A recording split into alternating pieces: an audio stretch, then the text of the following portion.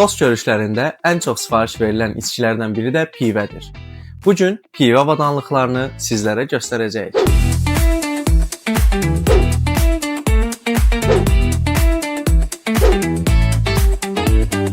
Əlimdə gördüyünüz avadanlıq pivə tefalıdır. Pivəni əlavə edirsiniz, daha sonra buz və bu avadanlıq sizin stolun üzərində olur və istədiyiniz qədər pivə içirsiniz dostlarınızla.